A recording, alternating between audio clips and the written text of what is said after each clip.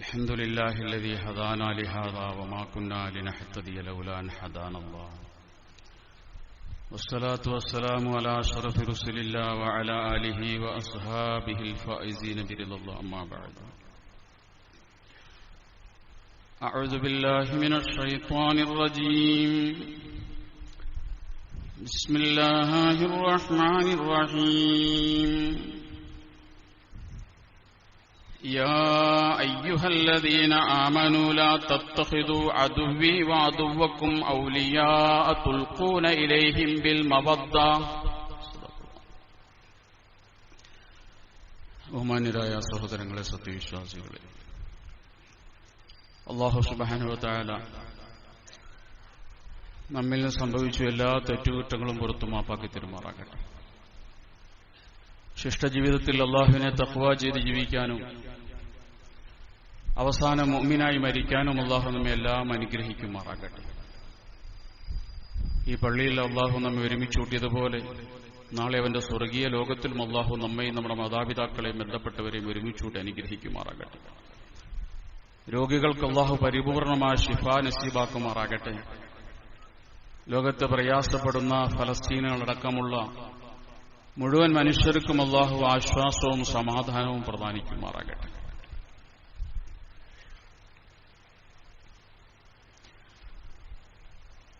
America ആസ്ഥാനമായി പ്രവർത്തിക്കുന്ന ഒരു NGO ആണ് ഫ്രീഡം ഹൗസ്. ലോകത്തെ ഓരോ രാജ്യങ്ങളിലുമുള്ള ജനാധിപത്യത്തിന്റെ ഏറ്റക്കുറിച്ചിലുകളെ കുറിച്ച് റിപ്പോർട്ട് തയ്യാറാക്കി ഡെമോക്രസി റിപ്പോർട്ട് എന്ന പേരിൽ അവതരിപ്പിക്കലാണ് ഈ NGO ചെയ്യാറുള്ളത്. ഇന്ത്യയെക്കുറിച്ച് 2020 ഈ ഫ്രീഡം ഹൗസ് എന്ന NGO പുറത്തുവിട്ട റിപ്പോർട്ട് ഇന്ത്യ പൂർണ്ണ സ്വാതന്ത്ര്യമെന്ന പദവിയിൽ നിന്ന് പകുതി സ്വാതന്ത്ര്യമെന്ന പദവിയിലേക്ക് താഴ്ന്നിരിക്കുന്നു എന്നാണ്. ഈ റിപ്പോർട്ട് അങ്ങനെ തള്ളിക്കളയാൻ പറ്റുന്ന റിപ്പോർട്ടല്ല. കാരണം വളരെ സൂക്ഷ്മമായി പഠിച്ചും വളരെ വിശദമായ ചർച്ചകൾക്ക് ശേഷവും ഈ ഫ്രീഡം ഹൗസ് പുറത്തിറക്കുന്ന റിപ്പോർട്ടാണിത്. അതുകൊണ്ട് തന്നെ അന്തർദേശീയമായ പോളിസി നിശ്ചയിക്കുന്നതിലും മാധ്യമരംഗത്തൊക്കെ റിപ്പോർട്ട് എപ്പോഴും ചർച്ചയ്ക്ക് വരാറുണ്ട്. അപ്പൊ ഈ റിപ്പോർട്ട് നമുക്ക് അവഗണിച്ച് മാറ്റി നിർത്താൻ കഴിയില്ല. നമ്മുടെ രാജ്യത്തെക്കുറിച്ച് റിപ്പോർട്ട് പറയുന്നത് രാജ്യം 2016 ശേഷം 2020 എത്തുമ്പോൾ പൂർണ്ണ സ്വാതന്ത്ര്യമുള്ള രാജ്യം എന്നതിൽ നിന്നും ഭാഗിക സ്വാതന്ത്ര്യമുള്ള രാജ്യം എന്ന പദവിയിലേക്ക് തരം താഴ്ന്നു എന്നാണ്. ഇവരിത് കണക്കാക്കുന്നത് ഓരോ രാജ്യത്തും നടക്കുന്ന പൗരാവകാശങ്ങളെ നോക്കിയിട്ടാണ്. പൗരാവകാശ ലംഘനങ്ങൾ കൂടുന്നതിനനുസരിച്ച് രാജ്യങ്ങളുടെ പട്ടിക താഴോട്ട് പോകും. നമ്മുടെ രാജ്യത്തിന്റെ പൗരാവകാശങ്ങളുടെ മൂല്യം 2016 9.12 ആയിരുന്നെങ്കിൽ 2020 ആകുമ്പോൾ അത് 5.59 എന്നതിലേക്ക് കൂപ്പുകുത്തി എന്നാണ് ഈ റിപ്പോർട്ട് പറയുന്നത്. എന്ന് പറഞ്ഞാൽ രാജ്യത്തെ പൗരാവകാശങ്ങളുടെ ലംഘനങ്ങൾ കൂടിക്കൂടി വരുന്നു എന്നാണ് ഇതിന്റെ അർത്ഥം. രാജ്യത്തിന് മതമില്ല എന്നാണ് ഭരണഘടന പറയുന്നത്. പക്ഷേ അനുഭവങ്ങൾ നമ്മെ പഠിപ്പിക്കുന്നത് രാജ്യത്തിന് കൃത്യമായി മതമുണ്ട് എന്ന് തന്നെയാണ്. ഓരോരോ സംഭവവികാസങ്ങളും ഈ രാജ്യത്തിനൊരു മതമുണ്ടെന്നും ആ ഒരു മതത്തെ സംരക്ഷിക്കാൻ ഭരണകൂടം തയ്യാറാണെന്നുമുള്ള ഒരു സന്ദേശമാണ് നമുക്ക് നൽകുന്നത്. അത് ഓരോ സംഭവങ്ങളെടുത്ത് പരിശോധിച്ചാലും മനസ്സിലാകും. അപ്പൊ ഇന്ന് നമ്മളെ എല്ലാവരെയും വിഷമിപ്പിച്ചുകൊണ്ട് നമ്മൾ വായിച്ചൊരു വാർത്ത 2008 മാലഗാവ് സ്ഫോടന കേസിലെ പ്രതികളെ വെറുതെ വിട്ടു എന്നുള്ളതാണ്. അതിന്റെ വിശദാംശങ്ങളിലേക്ക് ഞാൻ പോകുന്നില്ല, നമ്മൾ മനസ്സിലാക്കിയതാണ്. അപ്പൊ കൃത്യമായി രാജ്യത്ത് നടന്ന സ്ഫോടന പരമ്പരകളെക്കുറിച്ച് മഹാരാഷ്ട്ര ATS തലവൻ ഹേമന്ത് കർക്കരെ കണ്ടുപിടിച്ച് അതനുസരിച്ച് കോടതിയിൽ വിചാരണകൾ നടന്ന് ഇപ്പോൾ അവസാനം അതിൽ പ്രതിയേർക്കപ്പെട്ട ആളുകൾ പ്രതികളല്ല എന്ന് കണ്ടുകൊണ്ട് അവരെ വെറുതെ വിടുന്ന ഒരവസ്ഥയിലേക്ക് കാര്യങ്ങളെത്തി. ഇവിടെ രാജ്യത്തെ പൗരന്മാരെന്ന നിലയ്ക്കും മുസ്ലിം സമൂഹം എന്ന നിലയ്ക്കും നമ്മെ സംബന്ധിച്ചിടത്തോളം നാം അതിജീവനം തേടുന്നൊരു സമൂഹമാണ്. അതിജീവനം തേടുന്ന വ്യക്തിയാകട്ടെ, സമൂഹമാകട്ടെ, സമുദായമാകട്ടെ, 3 കാര്യങ്ങൾ വളരെ അടിയന്തരമായി അവരിൽ ഉണ്ടായിത്തീരേണ്ടതുണ്ട്. ഞാനീ കേൾപ്പിക്കുന്ന 3 കാര്യങ്ങൾ ഒരു വ്യക്തിയിലില്ലാതെ, ഒരു സമൂഹത്തിലില്ലാതെ അതിജീവനം ഒരിക്കലും സാധ്യമാകില്ല. ഇന്ന് ഈ രാജ്യത്ത് ഏറ്റവും കൂടുതൽ ഉച്ചരിക്കപ്പെടുന്ന ഒരു കളവ് ഏതെന്ന് ചോദിച്ചാൽ all Indians are my sisters and brothers എന്നുള്ളതാണ്. ഇന്ത്യക്കാരെല്ലാം എന്റെ സഹോദരി സഹോദരന്മാരാണെന്നുള്ള വാചകമാണ് ഈ രാജ്യത്ത് ഏറ്റവും കൂടുതൽ ഉച്ചരിക്കപ്പെടുന്ന കള്ളം. കാരണം അങ്ങനെ കാണുന്നില്ല. അതുകൊണ്ട് തന്നെ നാം അതിജീവനം ആഗ്രഹിക്കുന്നെങ്കിൽ നമ്മളിൽ പ്രധാനമായി 3 കാര്യങ്ങളുണ്ടായിരിക്കും. ഒന്നാമത്തത് ശത്രുവിനെ തിരിച്ചറിയുക എന്നുള്ളതാണ്. ശത്രുവിനെ തിരിച്ചറിയാത്തൊരു സമൂഹത്തിന് വിജയിക്കാൻ കഴിയില്ല. അതുകൊണ്ട് ആരാണ് നമ്മുടെ ശത്രു എന്ന് കൃത്യമായി തിരിച്ചറിയണം. ബഹുമാന്യരായ സഹാബ കിറാം റളിയല്ലാഹു തആല അൻഹും അവർക്ക് വിജയിക്കാൻ കഴിഞ്ഞത് അവർ തങ്ങളുടെ ശത്രുക്കളെ തിരിച്ചറിഞ്ഞു എന്നതുകൊണ്ടാണ്. ഇവിടെ ആരാണ് നമ്മുടെ ശത്രു? വിശുദ്ധ ഖുർആനാണ് നമ്മുടെ ശത്രുവിനെ പറ്റി പറഞ്ഞു തരേണ്ടത്. വിശുദ്ധ ഖുർആൻ സൂറത്തുൽ മുംതഹിനയിൽ വളരെ കൃത്യമായി അള്ളാഹു നമ്മുടെ ശത്രു ആരാണെന്ന് പഠിപ്പിക്കുന്നുണ്ട്. സൂറ മുംതഹിനയുടെ തുടക്കം തന്നെ ഇങ്ങനെയാണ്: യാ അയ്യുഹല്ലദീന ആമനൂ, ഓ സത്യവിശ്വാസികളെ, ലാ തത്തഖിദു അദുവ്വീ വഅദുവ്വക്കും ഔലിയാഅ തുഹിബ്, നിങ്ങൾ ഒരിക്കലും എന്റെയും നിങ്ങളുടെയും ശത്രുവിനെ നിങ്ങളുടെ മിത്രമാക്കരുത്. തുൽഖൂന ഇലൈഹിം ബിൽ മവദ്ദ, നിങ്ങൾ അതിരറ്റ് സ്നേഹിക്കുന്ന മിത്രങ്ങളാക്കി നിങ്ങൾ എന്റെയും നിങ്ങളുടെയും ശത്രുവിനെ മാറ്റരുത്. അപ്പൊ അള്ളാഹുവിന്റെ ശത്രു, അള്ളാഹുൽ വിശ്വസിച്ച മോമിനീങ്ങളുടെ ശത്രു, ആ ശത്രുവിനെ എന്നും ശത്രുവായി തന്നെ കാണാനാണ് ഖുർആൻ പഠിപ്പിക്കുന്നത്. നിങ്ങൾ അവനെ അതിരറ്റ് സ്നേഹിക്കരുത്, നിങ്ങളുടെ രഹസ്യങ്ങൾ അവരോട് പങ്കുവെക്കരുത്. എന്നിട്ട് സൂറത്തുൽ മുംതഹിനയുടെ 8-9 ആയത്തുകളിലേക്ക് വരുമ്പോ അള്ളാഹു പറയുന്നുണ്ട്, ആരാണിവരെന്നറിയോ? ലാ യൻഹാകുമുല്ലാഹു അനില്ലദീന ലം യുഖാതിലൂകും ഫിദ്ദീനി വലം യുഖ്രിജൂകും മിൻ ദിയാരിക്കും, നിങ്ങൾ ഒരു പ്രത്യേക മതവിശ്വാസികളാണ് എന്നതിന്റെ പേരിൽ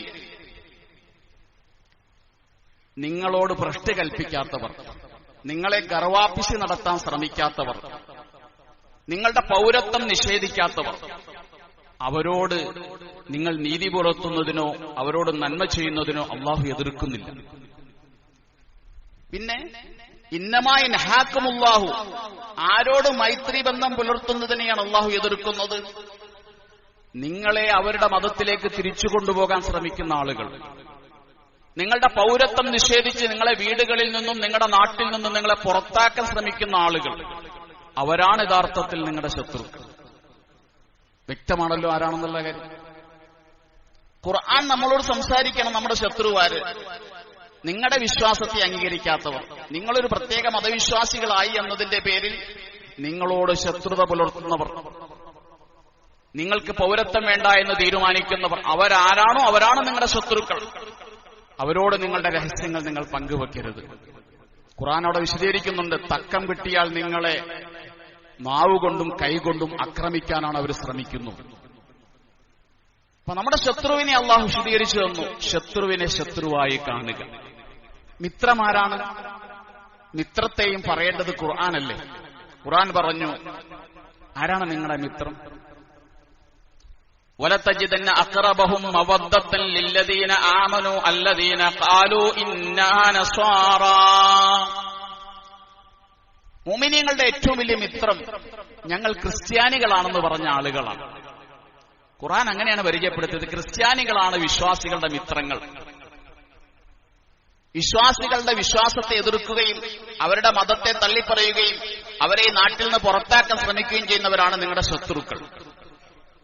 ഖുർആൻ വളരെ വ്യക്തമായി ശത്രുവിനെയും മിത്രത്തെയും വേർതിരിച്ചു തന്നു. ഇത് തിരിച്ചറിയാൻ കഴിഞ്ഞില്ല എന്നുള്ളതാണ് ഇന്ത്യയിലെ, കേരളത്തിലെ ക്രൈസ്തവ സമൂഹത്തിന് പറ്റിയ പരാജയം. ശത്രുവിനെ ശത്രുവായി തിരിച്ചറിയാൻ കഴിഞ്ഞില്ല. അവര് പറഞ്ഞു, റബ്ബറിന് 300 രൂപ ആക്കുവാണെങ്കിൽ ഞങ്ങൾ നിങ്ങളുടെ കൂടെയും കൂടാം. ഞങ്ങളോട് CH മുഹമ്മദ് കോയ സാഹിബ് പറഞ്ഞു, ബഹറിൽ മുസല്ലയിട്ട് നിസ്കരിച്ചാലും RSSനെ വിശ്വസിക്കരുത്. കേരളത്തിലെ മുഴുവൻ മുസ്ലിമീങ്ങളുടെ വീടുകളുടെ മേൽക്കൂര സ്വർണം കൊണ്ട് പണിതു തരാമെന്ന് പറഞ്ഞാലും ഫാസിസത്തോട് കൂട്ടുകൂടാൻ ഞങ്ങളില്ല. റബ്ബറിന് 300 രൂപ പോയിട്ട് ഞങ്ങളുടെ ശത്രുവിനെ പടച്ചോൻ ഐഡന്റിഫൈ ചെയ്തു തന്നു. ഞങ്ങൾ ശത്രുവിനെ ശത്രുവായി കാണുന്നു. നിങ്ങൾ എന്തെല്ലാം ഞങ്ങൾക്ക് വാഗ്ദാനങ്ങൾ തന്നാലും നിങ്ങളോടൊപ്പം കൂട്ടുകൂടാൻ ഞങ്ങളില്ല. ഇത് നമ്മൾ പറഞ്ഞതാണ്. പ്ലാംപ്ലാനി അച്ഛനോട് പറഞ്ഞതാണ്. നാർക്കോട്ടിക് ജിഹാദ് അച്ഛനോടും പറഞ്ഞതാണ്, ഇവരോട് കൂട്ടുകൂടാൻ നിൽക്കണ്ടെന്ന്. ഇവര് വിഷമാണെന്ന് ഞങ്ങൾ പറഞ്ഞതാണ്. പക്ഷെ നിങ്ങൾ റബ്ബറിന്റെ 300 രൂപയുടെ വില നോക്കിയിട്ട് കൂട്ടുകൂടിയപ്പോ ഇപ്പൊ എന്തുണ്ടായി? ഇപ്പൊ ഇന്ത്യ മുഴുവനും ഛത്തീസ്ഗഡിലെ 2 കന്യാസ്ത്രീകൾക്ക് വേണ്ടി കേഴുകയാണ്. ചിലർ നിരാഹാരം ഇരിക്കുന്നു, MP-മാർ അങ്ങോട്ട് പോകുന്നു, പാർലമെന്റ് ചർച്ച ചെയ്യുന്നു. ഇന്ത്യ മുഴുവനും ചർച്ച ചെയ്താണ്. ഇത് കേട്ടാ തോന്നും ഇന്ത്യ സ്വാതന്ത്ര്യമായതിനു ശേഷം ഈ രാജ്യത്ത് ആകപ്പാടുകൂടി അന്യായമായി അറസ്റ്റ് ചെയ്യപ്പെട്ട 2 പേരുള്ളൂ. അല്ലല്ലോ, ഈ രാജ്യത്ത് അന്യായമായി അറസ്റ്റ് ചെയ്യപ്പെട്ട് കൽത്തുറങ്ങളിൽ കഴിയുന്ന ആയിരങ്ങളുണ്ട് നിരപരാധികൾ. എന്തേ നിങ്ങൾ മിണ്ടിയില്ല? ട്രംപ് അല്ലാത്ത എല്ലാവരും ഈ വിഷയത്തിൽ പ്രതിഷേധിച്ചു എന്ന് എനിക്ക് തോന്നുന്നത്. പ്രതിഷേധിക്കണം. ഒരു നിരപരാധി പോലും അകാരണമായി രാജ്യത്ത് അറസ്റ്റ് ചെയ്യാൻ പാടില്ല. ഭരണഘടന അനുവദിക്കുന്ന ഒരു അവകാശവും ഒരു പൗരനും നിഷേധിക്കപ്പെടാൻ പാടില്ല. പക്ഷേ ശത്രുവിനെ ശത്രുവായി കാണാൻ കഴിഞ്ഞില്ല എന്നിടത്താണ് കേരളത്തിലെ ക്രൈസ്തവ സമൂഹത്തിന് പരാജയം സംഭവിച്ചത് എന്ന് ഇപ്പോഴെങ്കിലും തിരിച്ചറിയാൻ കഴിയണം. മലയാളത്തിൽ 2 ചൊല്ലുണ്ട്, കണ്ടറിയാത്തവൻ കൊണ്ടറിയും, അറിയാത്ത പുള്ള ചൊറിയുമ്മി അറിയും. ചൊറിഞ്ഞപ്പോഴെങ്കിലും അറിയണമെന്നാണ് ബഹുമാന്യരായ ക്രൈസ്തവ പുരോഹിതന്മാരോട് വളരെ ബഹുമാനപൂർവ്വം നമുക്ക് പറയാനുള്ളത്. അതുകൊണ്ട് അതിജീവനം ആഗ്രഹിക്കുന്ന ഒരു സമുദായം ശത്രുവിനെ തിരിച്ചറിയണം. ശത്രുവിനെ തിരിച്ചറിയാതെ ഒരിക്കലും വിജയിക്കാൻ കഴിയില്ല. നമ്മുടെ പൂർവികരെ വിജയിച്ചിട്ടുണ്ടെങ്കിൽ ശത്രുവിനെ തിരിച്ചറിഞ്ഞതുകൊണ്ടാണ് വിജയിച്ചത്. അതുകൊണ്ടാണ് ശത്രുവിനെ ഖുർആൻ പരിചയപ്പെടുത്തി തന്നത്. ഇപ്പോ ചിലര് ചോദിക്കുന്നുണ്ടല്ലോ, എന്തേ മുസ്ലിമീങ്ങളെ മതം മാറ്റാൻ ആരും പോകാത്തതെന്ന്. ഞങ്ങളെയും മതം മാറ്റാൻ വന്നിട്ടുണ്ട്. പക്ഷെ ഈ പരിപ്പ് ഈ കലത്തിൽ വേവൂല. തറവാട്ടിൽ പറഞ്ഞൊരു മുസ്ലിമിനെയും മതം മാറ്റാൻ കിട്ടൂല. പെണ്ണിന് വേണ്ടി, പണത്തിന് വേണ്ടിയും അധികാരത്തിന് വേണ്ടിയും ആരെങ്കിലുമൊക്കെ നിങ്ങളുടെ കൂടെ കൂടിയിരിക്കാം. പക്ഷേ അഭിമാനബോധമുള്ള ഒരു മുസ്ലിമിനെയും മതം മാറ്റാൻ നോക്കിയാൽ നടക്കൂല. ഞങ്ങൾ ഹൃദയത്തിന്റെ ഉള്ളിൽ വിശ്വാസത്തെ താലോലിക്കുന്നവരാണ്. ശ്രമിച്ചില്ലേ? മഞ്ചേരിയിൽ 40ഓളം മുസ്ലിം കുടുംബങ്ങളെ ക്രൈസ്തവ പാതിരിമാര് മതം മാറ്റി. മർക്കസുൽ ബിഷാറ എന്ന പേരിൽ ഒരു സ്ഥാപനം ഉണ്ടായി മഞ്ചേരിയിൽ. എന്താ സംഭവിച്ചത്? ശംസുലുലമയ്ക്ക് അബൂബക്കർ മുസ്ലിയാർ നവ്വറല്ലാഹു മർക്കദ മഹാനവറുകൾ സുറിയാനി ഭാഷ പഠിച്ചു. സുറിയാനി ഭാഷ പഠിച്ച് സുറിയാനി ഭാഷയിലെ ബൈബിള് കൊണ്ടുവന്നു വെച്ച് സംവാദം നടത്തി ഈ 40 കുടുംബങ്ങളെയും ഇസ്ലാം മതത്തിലേക്ക് തിരിച്ചുകൊണ്ടുവന്നു. അതുകൊണ്ട് ശത്രുവിനെ ശത്രുവായി മനസ്സിലാക്കണം. ആരാണ് സംഘപരിവാരം? അതൊരു ബജറംഗദൾ മാത്രമല്ല. ഇപ്പൊ ചിലർ പറയുന്ന ബജറംഗദളിനെ നിരോധിച്ച പ്രശ്നം തീരുന്ന. സംഘപരിവാർ എന്ന് പറയുന്നത് 70 സംഘടനകൾ അടങ്ങുന്ന ഒരു കുടുംബമാണത്. ആദിവാസികളുടെ വനവാസി കല്യാൺ മുതൽ സിവിൽ സർവീസ് ഉദ്യോഗസ്ഥന്മാരുടെ സംഘടന വരെയുള്ള വലിയൊരു സംഘമാണത്. അവർ ഈ രാജ്യത്ത് 7% ഉള്ളൂ. ഹിന്ദുമതവുമായി ഇവർക്കൊരു ബന്ധമില്ല. ഹിന്ദുമതം വേറെയാണ്. പക്ഷേ ഫാസിസത്തെ പഠിക്കുന്ന വിഷയത്തിൽ, സംഘപരിവാരനെ പഠിക്കുന്ന വിഷയത്തിൽ ഇന്ത്യയിലെ പൊതുസമൂഹം ഒരു പരിധിവരെ പരാജയപ്പെട്ടു. അതാണ് കാരണം. അവരാരാണ്? അവരുടെ പോളിസി എന്താണ്? അവരുടെ ഫിലോസഫി എന്താണ്? അവർ ഈ രാജ്യത്ത് എന്താണ് ചെയ്തത്? ഇത് തിരിച്ചറിയുന്ന വിഷയത്തിൽ പരാജയപ്പെട്ടെടുത്താണ് നമുക്ക് അബദ്ധങ്ങൾ സംഭവിച്ചത്. കൃത്യമായി പഠിക്കണം. അവരുടെ പോളിസി പഠിക്കേണ്ടത് അവരുടെ വിചാരധാരയിൽ നിന്നാണ്, അവരുടെ പുസ്തകങ്ങളിൽ നിന്നാണ് പഠിക്കേണ്ടത്. അതിൽ കൃത്യമായി എഴുതി വെച്ചിട്ടുണ്ട്, ഈ രാജ്യത്തിന്റെ ശത്രുക്കൾ 3 വിഭാഗമാണ്. ഒന്ന് മുസ്ലിമുകളാണ്, മറ്റൊന്ന് ക്രിസ്ത്യാനികളാണ്, മറ്റൊന്ന് കമ്മ്യൂണിസ്റ്റുകാരാണ്. ഈ 3 കൂട്ടരും ഇന്ത്യയിലേക്ക് വന്നവരാണ്. ഇവര് വന്നപ്പോഴാണ് ഈ രാജ്യത്തിന്റെ വർണ്ണാശ്രമ സമ്പ്രദായം, ബ്രാഹ്മണ മേധാവിത്വത്തിന്, ജാതി സമ്പ്രദായത്തിന് അല്പമെങ്കിലും പോറലേൽപ്പിക്കാൻ കഴിഞ്ഞത് ഇവർ ഈ രാജ്യത്തേക്ക് വന്നപ്പോഴാണ്, പ്രത്യേകിച്ച് മുസ്ലിമീങ്ങൾ. അതുകൊണ്ട് ഇപ്പൊ ഇവര് വിചാരിക്കുന്നത് ഈ 3 കൂട്ടരെ അങ്ങ് ഇല്ലായ്മ ചെയ്തു കഴിഞ്ഞാൽ പഴയ ജാതി വ്യവസ്ഥ തിരിച്ചുകൊണ്ടുവരാമെന്നാണ് ഇവരുടെ വിചാരം. അതിനാദ്യം മുസ്ലിമീങ്ങളെ പിടിച്ചു. മുസ്ലിമീങ്ങൾക്കെതിരെ മറ്റുള്ളവരെ ചേർത്ത് നിർത്തി എന്നല്ലാതെ ക്രിസ്ത്യാനികളോട് ഇവർക്കൊരു സ്നേഹവും ഇല്ല. ഒരു സ്നേഹവും ഇവിടുത്തെ ആദിവാസികളോടില്ല, ദളിതുകളോടും ഒരു സ്നേഹവും ഇല്ല. അതുകൊണ്ട് ഒന്നാമതായി ചെയ്യേണ്ടത് ശത്രുക്കളെ തിരിച്ചറിയുക, ശത്രുവിനെ ശത്രുവായി മനസ്സിലാക്കുക. ഇപ്പോ ഉത്തരേന്ത്യയിൽ സഞ്ചരിക്കുമ്പോ സഭാപത്രം ഒഴിവാക്കിയ രക്ഷപ്പെടാമെന്ന ചിലര് പറഞ്ഞത്. ഈ നാണം കെട്ടിയ ഏർപ്പാട്. സ്വന്തം വിശ്വാസവും ആദർശവും ആചാരവും ചിഹ്നങ്ങളും ഉയർത്തിപ്പിടിച്ചുകൊണ്ട് ഈ രാജ്യത്ത് ജീവിക്കാൻ ശ്രമിക്കണം. ഏതു മതവിശ്വാസിയും. അത് ഈ രാജ്യത്തിന്റെ ഭരണഘടന നൽകുന്ന സ്വാതന്ത്ര്യമല്ലേ. നമ്മൾ അങ്ങനെ ജീവിച്ചവരാണ്, നമുക്കതിനെ കഴിയൂ. ഒരു വിട്ടുവീഴ്ചയ്ക്കും ആ വിഷയത്തിൽ തയ്യാറല്ല. അബൂബക്കർ സിദ്ദീഖ് റളിയല്ലാഹു തആല അൻഹു മക്കയിൽ പീഡനങ്ങൾ അധികരിച്ചപ്പോ എത്യോപ്യയിലേക്ക് ഹിജറ പോകാൻ വേണ്ടി റസൂൽ സല്ലല്ലാഹു അലൈഹി വസല്ലം അനുമതി കൊടുത്തു. അബൂബക്കർ സിദ്ദീഖ് റളിയല്ലാഹു അൻഹു എത്യോപ്യയിലേക്ക് പോകാൻ വേണ്ടി 5 മർഹല ദൂരം സഞ്ചരിച്ചു.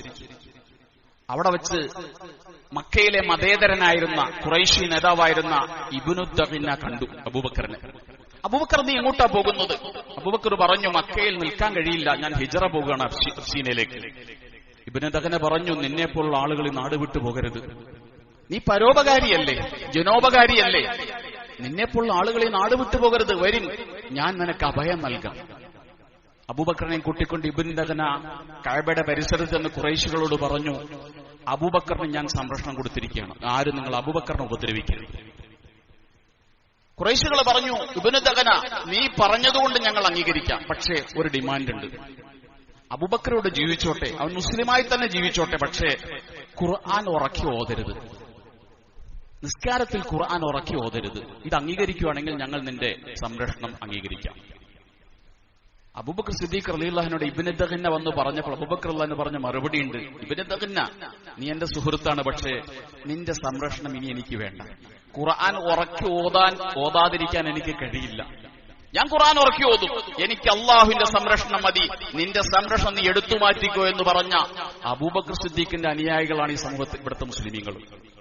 ഞങ്ങളുടെ വേഷം ധരിച്ചുകൊണ്ട് ഞങ്ങളുടെ സംസ്കാരങ്ങളും ഞങ്ങളുടെ ആചാരങ്ങളും വിശ്വാസങ്ങളും നിലനിർത്തിക്കൊണ്ട് ഈ രാജ്യത്ത് ഞങ്ങൾക്ക് ജീവിക്കണം. അതിലാണ് അന്തസ്സും അഭിമാനവും ഉള്ളത്. കെ.ടി. സ്റ്റീവൻസ് എന്ന് പറയുന്ന ബ്രിട്ടീഷ് പോപ്പ് ഗായകൻ, അദ്ദേഹം ഇസ്ലാം സ്വീകരിച്ചു 1977. യൂസുഫുൽ ഇസ്ലാം എന്ന പേര് സ്വീകരിച്ചു. അദ്ദേഹം ഒരിക്കൽ തന്റെ പാട്ടൊക്കെ നിർത്തി, ഹറാമായ വരുമാനങ്ങളൊക്കെ നിർത്തി, തൊപ്പി ധരിച്ചു, താടി വളർത്തി, ജുബ്ബയിട്ടു, മുട്ടടക്കമുള്ള ജുബ്ബയും ധരിച്ചു, ഇസ്ലാമിക ലോകത്തിൽ സ്കോളറായി മാറി യൂസുഫുൽ ഇസ്ലാം. ഒരിക്കൽ അദ്ദേഹം അമേരിക്കയിലേക്ക് ഫ്ലൈറ്റിൽ യാത്ര ചെയ്യുമ്പോൾ അദ്ദേഹത്തിന്റെ താടി കണ്ടിട്ട് എയർ ഹോസ്റ്റസ് വന്ന് പറഞ്ഞു, മിസ്റ്റർ, നിങ്ങളുടെ താടിയുമായി നിങ്ങളെ ഈ ഫ്ലൈറ്റിൽ കൊണ്ടുപോകാൻ കഴിയില്ല, നിങ്ങളെ കണ്ടിട്ടൊരു ടെററിസ്റ്റാന്ന് തോന്നുന്നുണ്ട്, താടി വടിച്ചാലേ ഈ ഫ്ലൈറ്റിൽ യാത്ര ചെയ്യാൻ കഴിയുള്ളൂ അമേരിക്കയിലേക്ക്. ഞങ്ങൾ നിങ്ങൾക്ക് അതിന്റെ ഷേവ് സെറ്റ് തരാം, നിങ്ങൾ പോയി താടി ക്ലീൻ ഷേവ് ചെയ്തിട്ട് വരൂ, അല്ലെങ്കിൽ അടുത്ത എയർപോർട്ടിൽ ജർമ്മനിയിലെ ഫ്രാൻക്ഫർട്ടിൽ നിങ്ങളെ ഇറക്കി വിടും, ഫ്ലൈറ്റ് അവിടെ ലാൻഡ് ചെയ്യും. യൂസുഫുൽ ഇസ്ലാം എന്ന് പറയുന്ന പോപ്പ് ഗായകനായിരുന്ന ആ മനുഷ്യൻ, അദ്ദേഹം പറഞ്ഞൊരു വാക്കുണ്ട്, എന്റെ താടി നിർത്തിക്കൊണ്ട് തന്നെ, ഈ താടി കൊണ്ട് തന്നെ അമേരിക്കയിലേക്ക് ഫ്ലൈറ്റിൽ യാത്ര ചെയ്യാൻ കഴിയുമെങ്കിൽ എനിക്ക് യാത്ര മതി, അല്ലെങ്കിൽ അടുത്ത വിമാനത്താവളത്തിൽ ഞാൻ ഇറങ്ങിക്കോളാം. ആ മനുഷ്യനെ ഇറക്കി വിട്ടു. അപ്പൊ സഭാവസ്ത്രം അഴിച്ചു വച്ചല്ല, അതൊക്കെ പെയിൻ കില്ലർ കഴിക്കും പോലെയാണ്. പെയിൻ കില്ലർ കഴിച്ചാൽ തൽക്കാലം വേദന മാറുന്നുള്ളൂ, നമുക്ക് വേണ്ടത് താൽക്കാലിക ആശ്വാസമല്ല. ഈ രാജ്യത്ത് എന്നേക്കുമായി വർഗീയതയില്ലാതെ ഒത്തൊരുമിച്ച് സ്വാതന്ത്ര്യത്തോടെ രാജ്യത്ത് ജീവിക്കാൻ കഴിയുന്നൊരു അവസ്ഥയുണ്ടാകണം. മുസ്ലിമിന്റെ വേഷം അവന്റെ അഭിമാനമാണ്. ഓരോ മതക്കാരനും അവന്റെ അഭിമാനമായി മാറണം. അതുകൊണ്ടല്ലേ ഖായിദുൽ ഖൗം ഷഹീദ് അബ്ദുറഹ്മാൻ ബാഫഖി തങ്ങൾ ഇന്ത്യയുടെ പ്രധാനമന്ത്രിയായിരുന്ന ഇന്ദിരാഗാന്ധിയുടെ ചേംബറിലേക്ക് ഒരിക്കൽ കയറി ചെല്ലുന്നുണ്ട്. ഇന്ദിരാഗാന്ധി പ്രധാനമന്ത്രിയാണ്, അബ്ദുറഹ്മാൻ ബാഫഖി തങ്ങൾ ഒരു പഞ്ചായത്ത് മെമ്പർ പോലുമല്ല. പക്ഷെ അദ്ദേഹത്തിന്റെ ആ വേഷവിധാനത്തിൽ അദ്ദേഹം കയറി ചെന്നപ്പോൾ ഇന്ത്യയുടെ പ്രധാനമന്ത്രി എഴുന്നേറ്റു. സംസാരം കഴിഞ്ഞ് തിരിച്ചു പോകുമ്പോ അബ്ദുറഹ്മാൻ ബാഫക്കി തങ്ങളുടെ കാറിന്റെ ഡോറ് തുറന്നെടുത്തു തങ്ങൾക്ക് കയറാൻ. പോയി കഴിഞ്ഞപ്പോ ഇന്ദിരാഗാന്ധിയുടെ PA പറഞ്ഞു, നിങ്ങൾ 2 ഫൗള് ചെയ്തിട്ടുണ്ട്. ഒന്ന്, ഒരിക്കലും ഒരു പ്രൈം മിനിസ്റ്റർ ഒരു സാധാരണക്കാരന്റെ മുന്നിൽ എഴുന്നേറ്റിക്കാൻ പാടില്ലായിരുന്നു, അത് പ്രോട്ടോകോൾ ലംഘനമാണ്. 2, അദ്ദേഹത്തിന്റെ കാറിന്റെ ഡോറ് നിങ്ങൾ തുറന്നു കൊടുക്കാൻ പാടില്ലായിരുന്നു, പ്രോട്ടോകോൾ ലംഘനമാണ്. ഇന്ദിരാഗാന്ധി പറഞ്ഞൊരു മറുപടി, എനിക്കറിയാം ഞാൻ ചെയ്ത് പ്രോട്ടോകോൾ ലംഘനമാണെന്ന് എനിക്കറിയാം, പക്ഷേ ആ മനുഷ്യന്റെ മുന്നിൽ എനിക്കത് ചെയ്യാതിരിക്കാൻ കഴിയില്ല. നിങ്ങൾ കണ്ടിട്ടുണ്ടാവും ബാഫക്കി തങ്ങളുടെ വേഷം. അപ്പൊ ഈ വേഷത്തിൽ നമ്മൾ അന്തസ്സോടെ ഈ രാജ്യത്ത് ജീവിക്കണം, അഭിമാനത്തോടെ ജീവിക്കണം. ഉമറുൽ ഖത്താബ് റളിയല്ലാഹു അൻഹുവിന്റെ ഖിലാഫത്തിൽ ഷാം ഇസ്ലാമിന് കീഴിൽ വന്നപ്പോ അന്ന് ക്രിസ്ത്യാനികളുടെ കയ്യിലായിരുന്നു. ഖുദ്സിന്റെ താക്കോല് മുസ്ലിം ഭരണാധികാരി ഏറ്റുവാങ്ങാൻ വേണ്ടി ഷാമിലേക്ക് പോകുന്നൊരു യാത്രയുണ്ട്. ക്രിസ്ത്യാനികൾ പറഞ്ഞു, ഞങ്ങളുടെ ഗ്രന്ഥത്തിൽ പറഞ്ഞിരിക്കുന്നത് ഇതിന്റെ താക്കോല് മുസ്ലിം ഖലീഫയെ ഏൽപ്പിക്കണമെന്നാണ്, ഉമർ വന്നാലേ കൊടുക്കുള്ളൂ എന്ന് പറഞ്ഞു. ഉമർ വരുന്നൊരു രംഗമുണ്ട്. ഒരു വാഹനത്തിന്റെ പുറത്ത് 2 പേരാണ് സഞ്ചരിക്കുക, പക്ഷെ ഊഴം വെച്ചാണ് സഞ്ചരിക്കുന്നത്. ഉമർ സഞ്ചരിക്കുമ്പോൾ ഭൃത്യൻ നടക്കും, ഭൃത്യൻ സഞ്ചരിക്കുമ്പോൾ ഉമർ നടക്കും. ഇങ്ങനെ മാറി മാറി നടക്കുക. ഉമർ ധരിച്ചിരിക്കുന്ന വസ്ത്രത്തിന് കീറലുകളും തുന്നലുകളുമുണ്ട്. അബൂബൈദയാണ് അവിടുത്തെ സൈനിക നായകൻ. ഈ വരവ് കണ്ടിട്ട് അബൂബൈദ ഉമറിനോട് പറഞ്ഞു, ഖലീഫ, നിങ്ങളെ കാത്തിരിക്കുന്നത് ക്രൈസ്തവ ലോകത്തെ മതമേലധ്യക്ഷന്മാരാണ്. നിങ്ങളെ ഞങ്ങൾ പരിചയപ്പെടുത്തിയിരിക്കുന്നത് അറബ് ലോകത്തിന്റെ നായകൻ എന്നാണ്, ഖലീഫ എന്നാണ്. നിങ്ങൾ ഈ മുഷിഞ്ഞ ഈ കീറിത്തുന്നിയ വേഷത്തിൽ അവരുടെ അടുക്കലേക്ക് വന്നാൽ അന്തസ്സില്ല, അഭിമാനമില്ലല്ലോ, നാണംകേടല്ലേ? ഉമർ പറഞ്ഞൊരു മറുപടി ഉണ്ട്, അബൂബൈദ ലൗകാല ഗൈറുക കാലഹ, ഇത് വേറെ ആരെങ്കിലും പറഞ്ഞിരുന്നെങ്കിൽ എനിക്ക് ക്ഷമിക്കാമായിരുന്നു, നിന്നെ പോലുള്ള ഒരു ധീര പോരാളി ഇത് പറയരുതായിരുന്നു. നഹ്നു ഖൗമുൻ അഅസ്സനല്ലാഹു ബിൽ ഇസ്ലാം, നമ്മൾ ഈ ഇസ്ലാം കൊണ്ട് അന്തസ്സിൽ വന്നൊരാളുകളാണ്. നമ്മൾ ചെളിക്കുഴിയിലായിരുന്നു, നമ്മളെ അഭിമാനമുള്ളവരാക്കി ലോകത്ത് ഉയർത്തു നിർത്തിയത് ഇസ്ലാമാണ്.